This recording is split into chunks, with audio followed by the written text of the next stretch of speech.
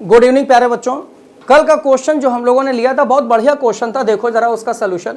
A particle of mass m fixed to one end of light spring having force constant k and unstretched length l. The other end is fixed system is given angular speed omega about the fixed end of spring such that it rotates circle in gravity free space then the stretch in spring। एक बच्चों ये spring है, spring को ये जब unstretched होती है, लंबाई नहीं बड़ी होती है, तो इसकी लेंथ एल है, लेकिन इसको हमने स्प्रिंग को क्या किया, मास बांध करके और ऐसे ऐसे घुमाया। तो जब स्प्रिंग को मास बांध करके ऐसे घुमाएंगे तो सेंट्रीफ्यूगल फोर्स बाहर लगेगा, और ये मास के ऊपर सेंट्रीफ्यूगल फोर्स जब बच्चों बाहर लगेगा तो स्प्रिंग की लंबाई थोड़ी सी बढ़ जाएगी। तो स्प्रिंग की लंबाई मान लो कितनी बढ़ गई, x।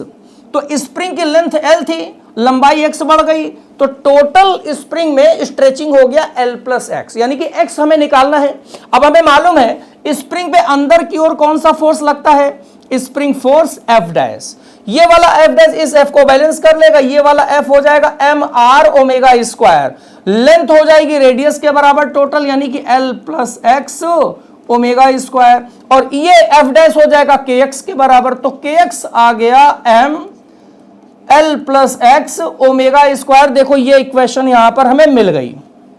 इससे ओमेगा स्क्वायर अंदर मल्टीप्लाई करेंगे x के और इसको इधर ले आएंगे तो x बाहर निकाल लेंगे तो मिलेगा k minus m omega square. जैसे ओमेगा स्क्वायर इधर ले आओ तो x हो जाएगा k minus m omega square is equal to m l omega square.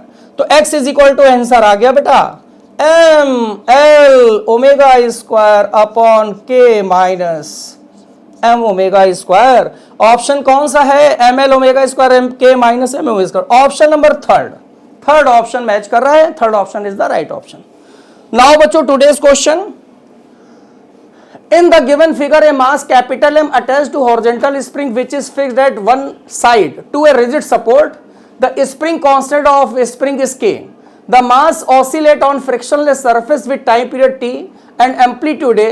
When mass is in equilibrium position as shown figure, another mass M gently fixed upon it.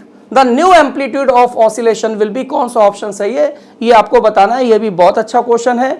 मिलते हैं कल इसके सॉल्यूशन के साथ और नए क्वेश्चन के साथ। ओके बच्चों, थैंक यू, गुड नाइट।